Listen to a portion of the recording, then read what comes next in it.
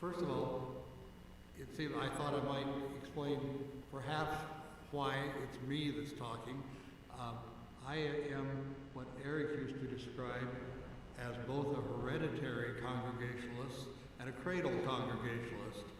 Hereditary in the sense that on the Blanchard side, we trace our lineage back to the period of the Calvinist Huguenots in France, when I suppose we were Blanchards at that point.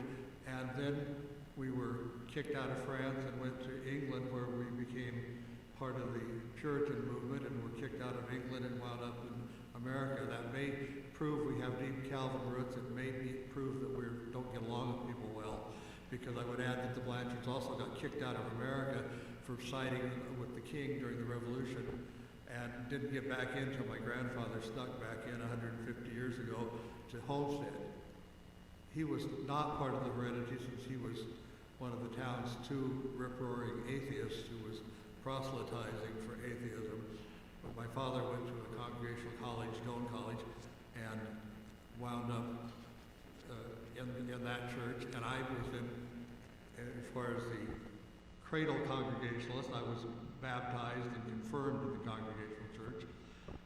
At the time, I always remember that my very first adult thing that I got to do after confirmation was I got to vote on, as individual congregations did, I was allowed to full vote on discussing whether our congregation would join the new United Church of Christ. So that's always special for me, just because, hey, I got to do something with the big people.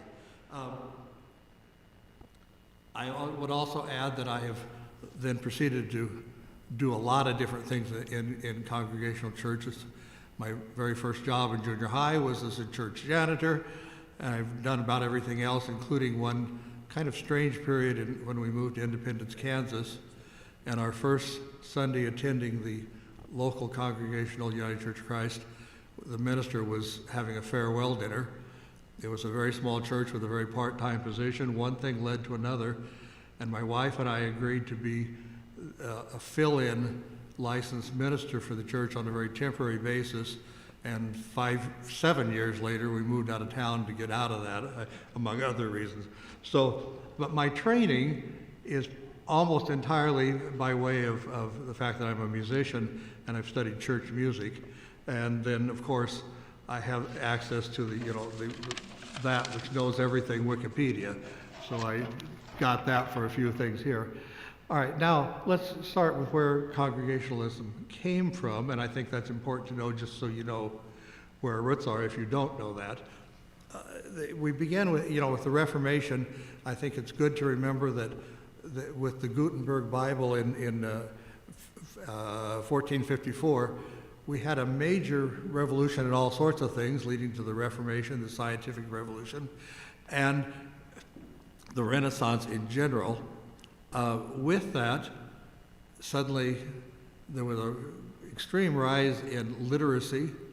There was a Bible available in your own language in that general time period. Many more people were reading the Bible, and they no longer felt that some things that the church did were reasonable, that didn't seem to be in the Bible. They didn't feel that they needed a priest to intercede for them all the way, and many other things that came with that. Luther, of course, nailed his 95 Theses to the door in 1517. Our branch was affected by Calvin, who's John Calvin, who is also Jean with a J, Jan, who was a French-Swiss theologian, but very much followed in the British Isles.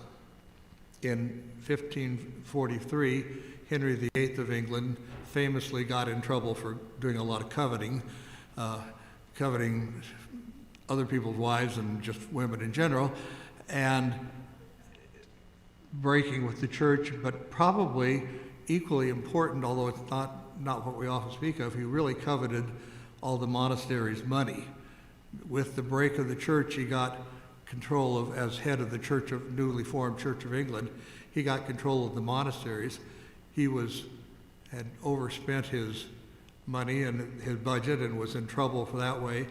And he could gain a whole lot of followers and a lot of people that were willing to swear allegiance to him because he could give them a monastery or two. Monasteries were rich not only for what they had, but particularly for land. They controlled a great deal of land in England at that time. Again, another thing, just to, as you think about the Reformation, that I think we sometimes forget about, is that there was no such thing as a separation of church and state. So if you were interested in changing the religion or having a different religion or whatever, it was an act of treason. It wasn't just something that the priest was going to be upset with you. You were in literal trouble. When Luther went into hiding, it was because there was a warrant out from his arrest from the secular authorities. So this was a very secular thing, and the various branches of the Reformation didn't just disagree quietly. There were, again, very physical disagreements. There were, not going there for any detail, but a lot of war and a lot of problems and so forth, and it was a very difficult time with a lot of different things going on in that way. Now, the Congregationalists, and there are a lot of different branches, a lot of different theologians over that 100 years that it seems like every iteration of different nationalities came up with a somewhat different version of Protestantism, and they didn't all agree, and then, of course, everybody was saying, well, you know, we're looking at the Bible, and they looked at it differently. Pretty much all of the roots of Congregationalists and of those that we have closely associated with come out of the British Isles. The Church of Scotland became the official Church of Scotland, was what we would call the Presbyterian Church now. The Church of England would be became the Episcopal, an outbreak of that later, a reform of, if you will, of the Episcopal, became both the Methodist, and we were purifying the Episcopal Church, the Church of England. And you can further go with that from the Methodist if you want to. Comes the Church of Nazarene, who felt the Methodists were too liberal. And from our branch, a little later in American history, we began to have a group that were increasingly liberal and increasingly questioned things, and they turned into the Unitarians. Also at about that same time, not directly from any one source, especially as we moved into the western expansion, many small towns and rural areas kind of had spring up a number of different iterations of churches that said they were non-denominational or didn't want to have a solid denomination, but they were primarily English background, is why I'm mentioning that. And they are the various churches, turned into the various churches we have today, that have the term Christ in them, or disciples, so the Church of Christ, the disciples of Christ, the Christian church. All of those were primarily rooted in the American West at the time. We're talking as west as maybe Ohio, and south.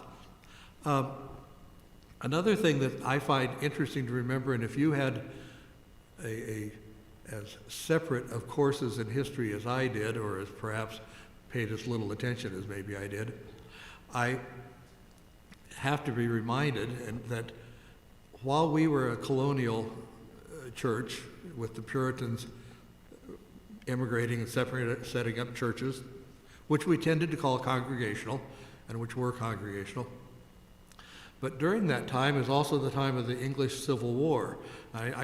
Somehow I always think of American history here and European history there, and the fact that things were happening at the same time always strike me as a surprise, because I didn't learn it that way. But during the English Civil War, which was perhaps mostly with the Parliament versus the King and the followers, but it also was the High Church, the High Church of England, versus what were then being called Congregationalists. So that when Charles I lost his head in the Revolution and Oliver Cromwell came in, Oliver Cromwell was a Congregationalist. Now, a few years later, he lost his head, and it went back. One of the things that I mentioned that for is that when you look at the really old churches of the United States, during that period, some of the Congregationalist churches said, okay, the Church of England is now been reformed. It's a Congregationalist base. So they took the name of Church of England, or more likely in the United States, Anglican or Episcopal. When the Restoration came and the king went back on the throne, so did the Church of England become more the Church of England, and Congregationalists were kind of pushed out of what they were doing in England. Some of those churches in America didn't change their affiliation. Some years had passed and they had gone back to the Church of England format more and were comfortable with that. So you'll find that the very old churches in New England, while they were mostly Congregational in the beginning, a few of them are now Episcopal, and there's a logical reason for that. Some of them are Unitarian, and there's a logical reason for that. So some of the early founding churches got moved around there. We have always had an affiliation, an affirmation, I'm saying the wrong word, the affirmation of wanting to unite, even though we were very separatist. We've always been interested as a denomination in getting along with some people, and at the same time, we've had another group that always want to pull away from some people. This leads in 1811 to the Congregational and Presbyterians forming a not exactly a union, but an understanding, and pretty much uniting in what they were doing, and that lasted until 1852. That fell apart primarily because the Presbyterian Church fell apart because it broke south-north over the slavery issue. Obviously we were, well, not obviously, but we were in fact on the abolitionist side, and we were more of a northern-based church. But our union with the Presbyterians fell apart then too. Although it remains historically a fairly comfortable back and forth, mostly more differences over polity, how we run our church, than over theology. The issue of us being an English church, I think or an English background, is shown in the fact that we have tended, as a congregational group, to unite with Presbyterians, occasionally with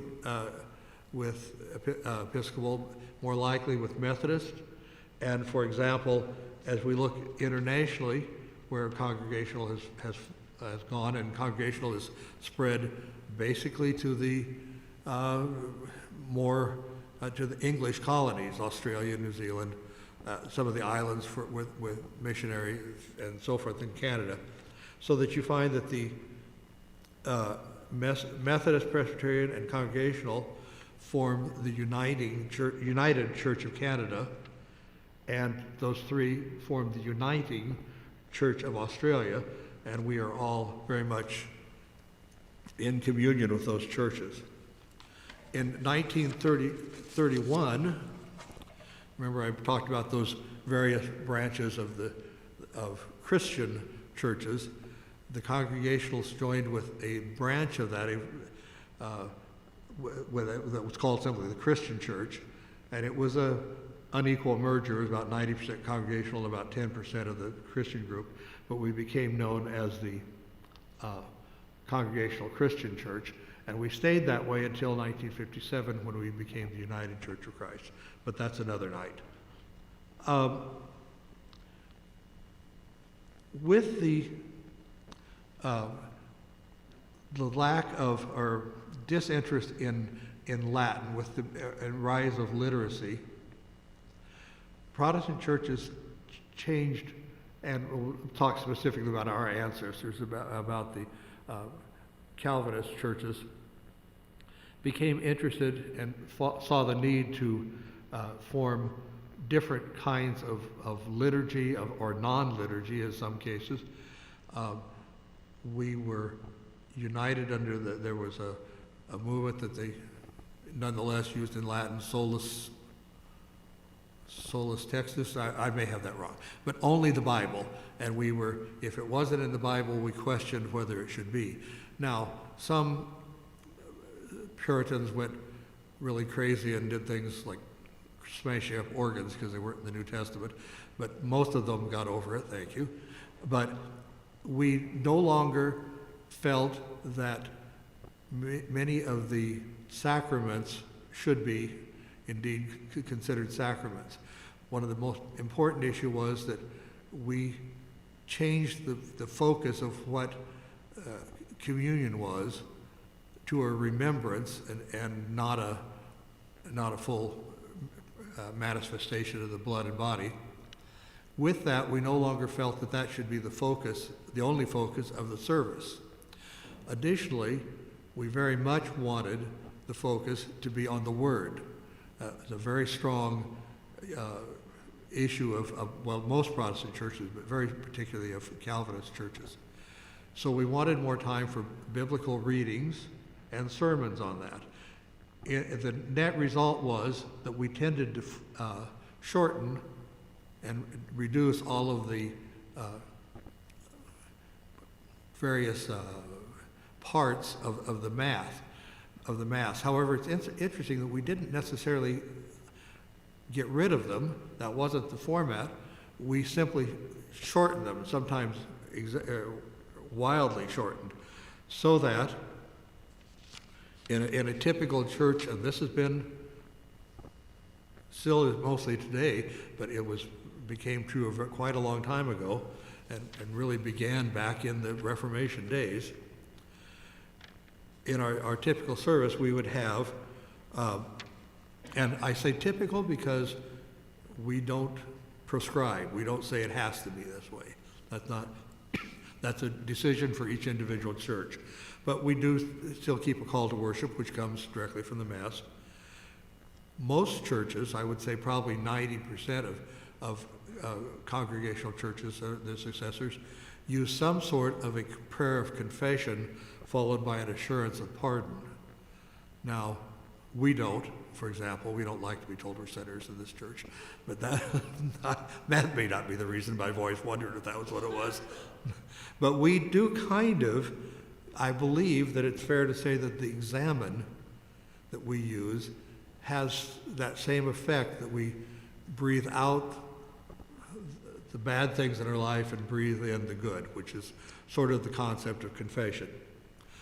The Gloria in the Catholic Mass, very important and rather long. Again, we just don't do that, although, again, we're the outlier on this also, because most congregational churches do use the Gloria Patri or the doxology. It's just, in fact, I had to move to Omaha to find out that you could actually get a offering and fund a church if you didn't sing the doxology. As far as I knew, that's the only way you get the offering brought in, was to sing the doxology. Sorry, if you're not a small town Congregationalist, you don't know that, but anyway. We, interestingly enough, also a very big part of the Catholic Church was the credo, meaning I believe, the creed. Congregationalists have always been big writers of creeds, affirmations, confessions. They all mean the same thing, or essentially the same thing. But we have always taken that as, I like this phrase, I wrote it down, I read, as a testimony of faith, not a test of faith. Or as it's sometimes explained in detail, we're going to recite the Apostles' Creed, whatever.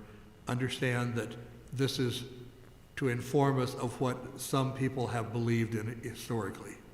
It's not to say that you have to believe it or that you're going to be pushed out if you don't. But that has been a very common thing for most of them are very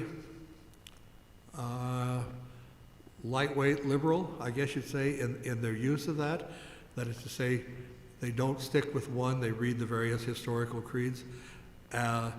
Our church is, again, a kind of an outlier on that we have gotten very heavily involved with the Phoenix Affirmation, which by any other term is a creed, and we've gotten kind of hard line, and I feel, in saying you must believe in the Phoenix Affirmation. Well, that's not congregational. Congregational is, this is a good creed. What do you think? Congregational churches take as the highest point of authority the individual church. The individual church is assumed to be headed by Jesus Christ, and in that format, they make their own decisions about the worship format, about how things, which part of national ideas they will support, what degree they will accept change, and what degree they won't. So it's unusual for a church to be, and I haven't heard anybody offer to excommunicate anybody who questioned the Phoenix Affirmation, but we're a little unusual in how strongly we leaned into that. Now, we also have a mission statement that we use, which also kind of goes as a creed, and that is much more typical. Every congregational church has the expectation that they will have formed some sort of a governing statement, whether it's a mission statement or it may be expanded, in our case, our bylaws. Those are individually obtained in the church, and that's our way of doing it. Congregational means that we are ruled, the congregation is the ultimate authority. We have associations, a national conference, and other bodies that we belong to. We contribute to them, they inform us. We choose whether to accept that or not. Now, we're not pure congregational anymore in the sense that we are really rather more Presbyterian, interestingly enough. Presbyterian means they have presbyters, which is another way of saying they have elders. They have elected from within themselves a group to serve as a ruling body, such as our council or our individual boards would be a Presbyterian style.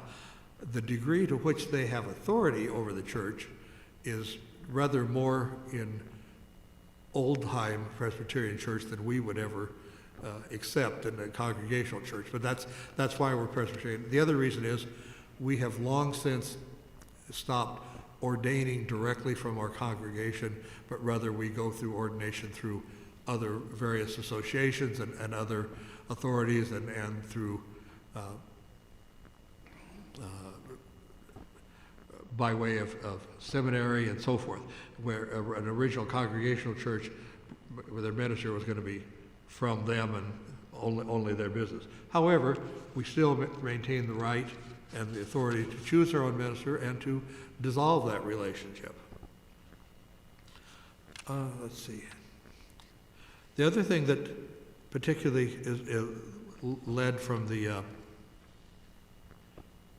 then we also accept from the Catholic Church and from old church the use of music. And as most Protestant churches got over in about a century the idea of worrying about the organ and accepted instruments back in the church, there are some distant cousins of ours, I guess, theologically, the Church of Christ, that does not accept an organ in the church because it's not in the New Testament, is the reasoning. I have attended Church of Christ a bit, and it's interesting that they do accept DVD players and microphones and so forth, but the organ's not in there, so they don't do it. Anyway, that's just my bias. From the other thing that we became, and in many ways, I'm not sure that we actually originated this, but we really set this in a real practice, because we wanted to be a church of the Word, to have a real solid amount of sermon being the most important thing. We began using systematic reading of the Scriptures, where we would read systematically through a book, for example, and the preaching would be on that. This led eventually to the Lectionary, which is a 3-year series that goes through basically skims through all of the Bible. And there are various lectionaries. There is a lectionary that most mainline Protestant churches have agreed to use so that we have some commonality there. But there are various lectionaries. But the point of all of them is to keep us moving through the Bible, to learn, to be refreshed in our knowledge of the Bible, and having served a while as a lay minister, I can tell you the other thing about that is it keeps you from droning on about the same thing, because you got a different scripture next week, and you have to think about it, and it keeps you going on. Critical beliefs that critical beliefs that would be stated as being congregational in heritage, at least. The local church is the highest authority. The associations are for our assistance, and we take advice. Very critically, the issue of priesthood of believers. We do not believe that we need an intercessionary through a priest to be forgiven. We can speak directly to God. We don't believe in ordaining saints, because that's not our business, and we don't pray to saints. Therefore, and again, I repeat this because I like it so well, that we believe in testimonies of faith, not tests of faith. We have a serious bias towards action. You know the famous quote that was by way of Martin Luther King, and Obama used it a lot, that the arc of moral history bends towards justice. It's long and slow, but it bends toward justice. I think we say that the arc of the Congregational church is long and slow, but it bends towards social justice and activism, and that's fair. In our hierarchy, we don't have a bishop. That's an Episcopal type church, and Methodist, that's one of their primary difference with us in practice, is that they have bishops who have some amount of authority, but they appoint the ministers instead of doing them, and bringing themselves. Just then to read just a list of things to be, I guess, proud of or happy that we did as a denomination. In 1636, we established Harvard, the first university in the New World. It was established for the specific purpose of having ministers for the Massachusetts branch of Congregational Church. In 1701, we established Yale for the same purpose for the Connecticut Congregational Church. By 1740, 33% of the U.S. churches were congregational. The biggest point was that in the South, especially in Virginia, they were much more upper class in their ruling basis, and they were Church of England, much more inclined towards royalist, although when the Revolution came, they quickly and somewhat quietly started calling themselves Anglican or Episcopal, and retained a lot of the same format, but took out the prayers to the king, for the salvation of the king, just kind of quietly laid those to one side. But we were, therefore, within colonial America, we were a major force. Again, even although we came here for religious freedom, we meant freedom for us. We weren't very interested in sharing that freedom with other denominations. And we were the established church in most of these colonies. By established, I mean that we were supported by taxes. And it was not until 1833 that the last church was disestablished in Massachusetts, and it became their own thing. So other things that we did historically that we are proud of, we fought and in court, and we won in court, it didn't work, against Andrew Jackson's expelling the Cherokee on the Trail of Tears. Now, he went ahead and, as presidents sometimes do, he was ruled against, but he did it anyway. Our response to that was that we had a large number of congregational pastors that went with them. And that's good to know, although it was maybe too little too late. We were an abolitionist. We were part of the abolitionist movement from very early days. Again, in the light of 2021, we know that no one was enlightened enough on that issue, but that we were in the forefront of trying to get there. We had the first ordained women preachers, and we had the first black ordination that went to non-majority black churches that were serving in white churches. We are the first denomination to do that. We were active in the civil rights movement, very active in that. We were at the forefront of the whole, what was then called gay rights movement. It's now called by letters that I'm not even going to say them because I always forget one. But anyway, the LBGQ and on. I don't know where it goes from. I do know, but not under pressure. That we not only admitted them, welcomed them to our church, we ordained them, we allowed marriage. We were the first denomination in our successor United Church of Christ to allow that. We also established historically not only just Harvard and Yale, but many schools. Many of them were established in the frontier of the day, wherever that was, as high schools, but quickly turned to universities as it became more established, including in 1872 Doane College, now Doane University in Crete, Nebraska, and also with branches in Omaha and Lincoln and other places. And I believe I've reached the end of this quick story, and we'll go for some discussion now. That's great. Thank you very much, Bruce. Just a reminder for those of you that are attending through Zoom, if you have a question or a comment, use the chat function, and Kathy DeBoer is on there, and she will be your mouthpiece. So, as it relates particularly to discernment, how do you believe Congregationalism and the church that we belong to affecting the decisions that we make as a church? Any comments or questions?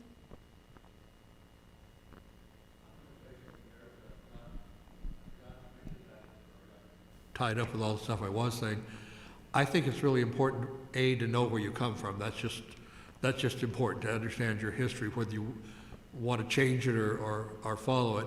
But I also think it's important because in our applicant pool for the settled ministry, it is fair to assume that most of those people will be out of this tradition. Now, we are in full communion, as they call it, with all the mainline Protestant churches, which means Presbyterians, Methodists, the ACLU, is that the Lutheran, right church? ELC, thank you. They used to be the other, the ELC, the Disciples, which means we can minister back and forth if we choose. But it is fair to assume that many of our applicants will be out of the congregational format or will expect us to be. So we need to know that, whether we want that or not. That's great. Thank you. No comments? How about how do you feel about it personally and needing to be involved and participating and not being able to sit back and let somebody else make decisions for you?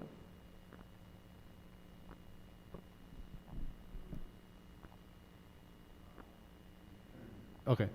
What's your thought or seeing the difference between larger churches, congregational churches, and smaller congregational churches, and how they set up their how the leadership of the church sometimes is a little different between those two? Well, we have often remarked here in our church that we are organizationally, at least, sort of this is a very large church to my background, but we are not as large as nationally as some churches, and we are kind of in that mid-range. Small churches tend to have far fewer committees and less organizations, but easier to have a congregational sense. Big churches often just give this up and have a continuing board of elders, as Presbyterians do, that may serve for a number of years and do the main steering. We are going through various boards that meet together as a council. It works for us, but it's messy, and maybe that's inherently what we want to be. There's nothing wrong with being messy, but there's a lot of moving parts in the way we do it.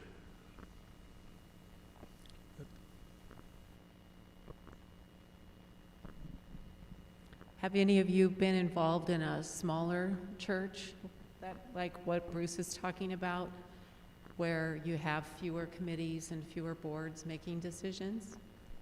Any experiences you'd like to share?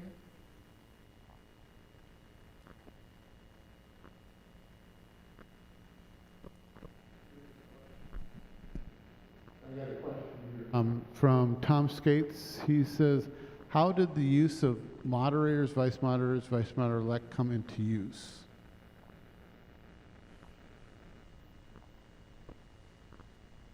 I'm not sure if I can answer the entire historical thing here. That is prescribed in our bylaws, and as I mentioned, it is very true with Congregational Churches, United Church of Christ now, that churches do have a set of organizing principles. And they do hold with that. It's not so much on theology as it is on how they're going to run the church, and that it's a covenant with each other. That's probably a very important point, that not that we say you have to believe this way, but that we say we have to be in covenant, or we expect ourselves to be in covenant with each other, to listen to each other. Don't have to agree, we usually don't, but to disagree as agreeably as we can. Okay, we fall short sometimes, let's be truthful. The Wavels have had a small town experience in Vermont. They're just acknowledging that. The only other one, if you want to comment, I do know like the moderator concept is all the way up to the national level. So if you go to General Synod, there is still a moderator of that is not on the leadership or the staff side. There is always a moderator, which can be, I don't think it has to be laity. It can be a minister or a laity, but they come from the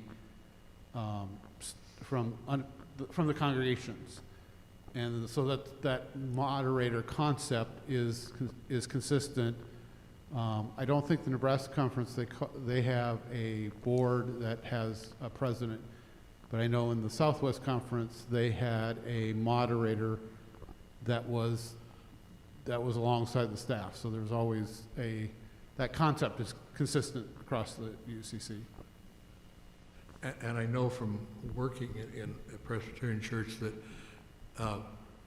some, at least, of that church considered it, they called their minister in business methods a moderator, and if they were in between settled ministers, they had to appoint a moderator as a minister from another church. I was in a church that lost their minister for a while, and while they could use various preachers, when they had a meeting, they had to bring in the approved moderator for a business meeting.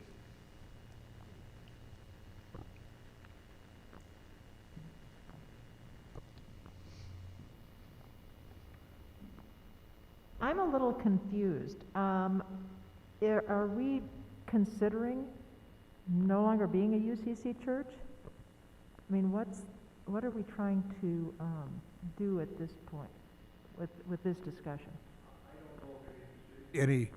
I don't believe there's any discussion of that. We're just trying to make sure that everyone who is concerned understands what we really are. So it's more educational. We have an unusually large number of people who are relatively new to the United Church of Christ.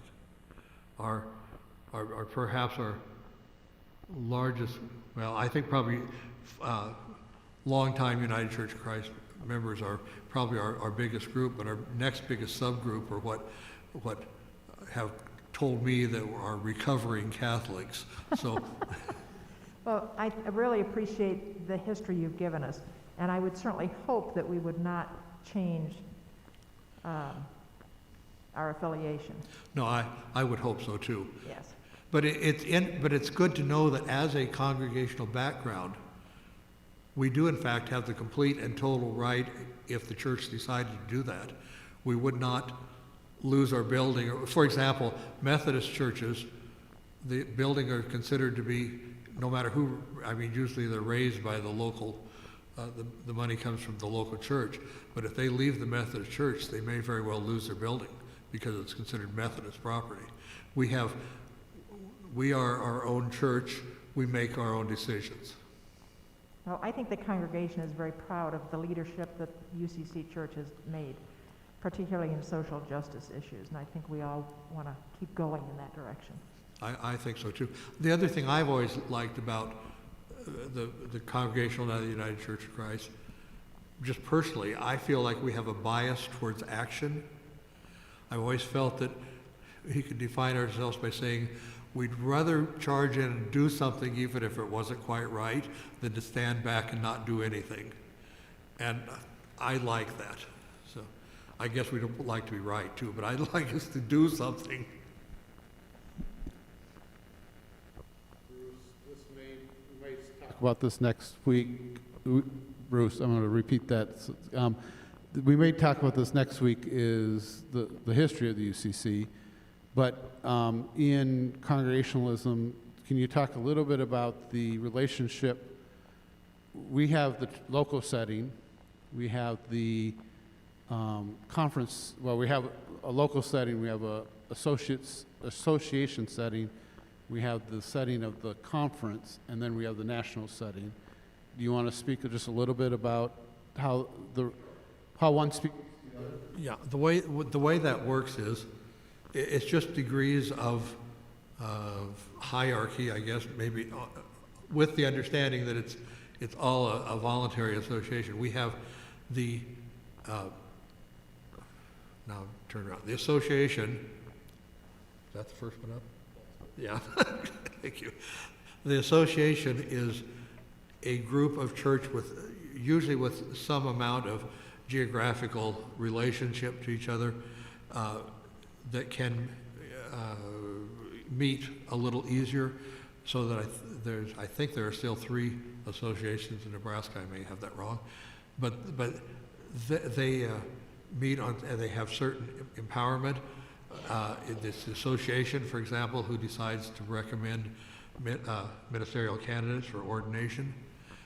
The conference is typically a statewide organization.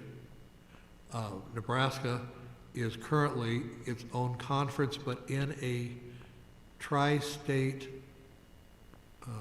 affiliation, I guess you'd call it, where South Dakota, Nebraska, and Iowa have joined many of our functions, and we have a single conference minister and then some associate ministers for the conference activities also. That's for a couple of reasons. Let's be truthful, the biggest one is financial. Like all mainline churches in the last 50 years, we continue to decline in population. Various reasons, we don't need to go into that now, but that's the truth.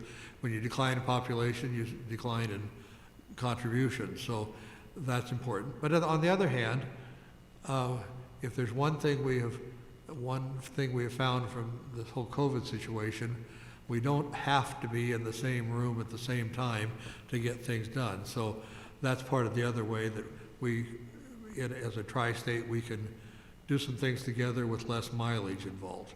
Then the individual conferences join typically once a year or once every 2 years, it depends, in a national conference.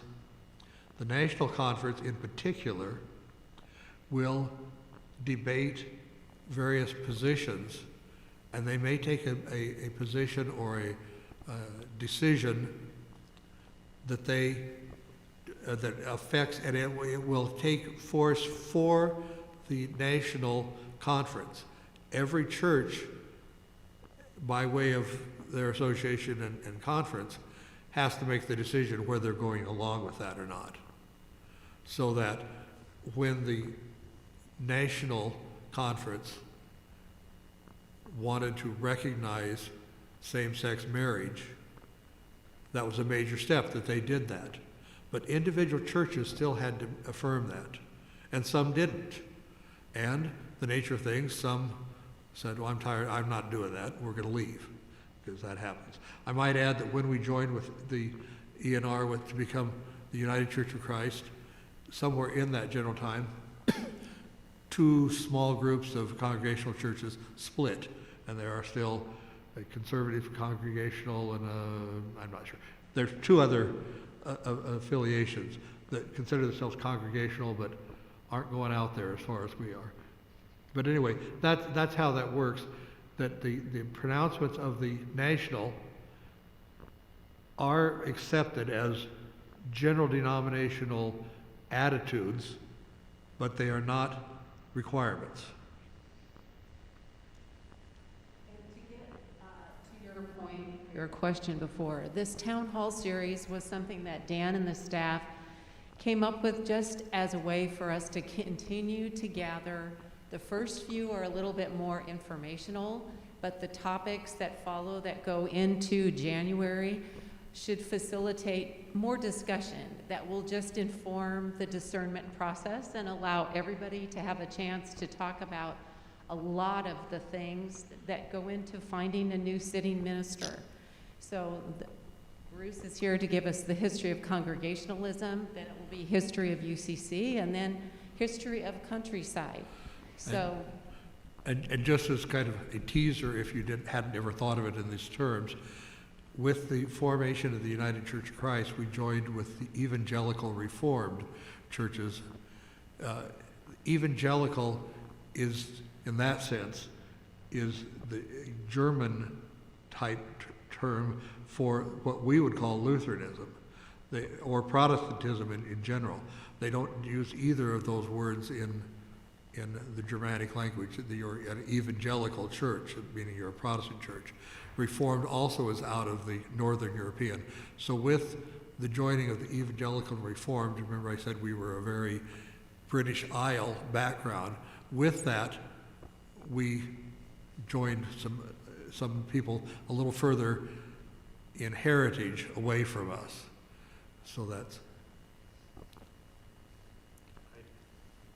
I do have one comment from Judy Wabel. She said, "It is also good to know as we search that even other types of denominations who have privilege of call may have different understandings of church, liturgy, and power dynamics, because every background, the churches do allow either dual standing or standing in, there's a couple different ways that different groups can do it. So with the Methodists, it might be dual standing. With the Disciple of Christ, it might be another one. But they have relationships with those other denominations so that ministers can move from place to place. Example is, both Tracey and Anna had dual standing.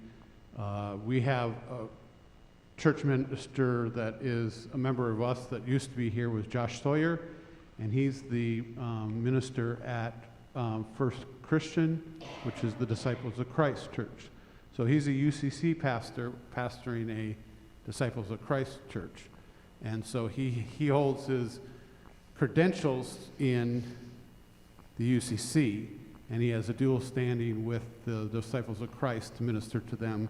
And so continuing on with Judy's comment here, it says, associations approve the candidates for ordination, ordain the candidates, and install them into the churches. Each clergy person has their standing or authorization to serve in an association. And our association is known as the Living Waters Association. makes me nervous to have Judy listening. She knows way more than I do. She's laughing up there. Any other questions or comments?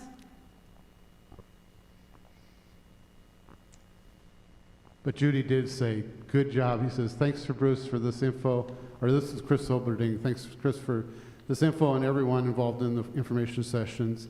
And also the Wavels said, good job, Bruce. Thank you. So, yes, thank you, Bruce. Well, nothing wrong with ending 5 minutes early. Thank you very much, Bruce. I really appreciate it. That was great information.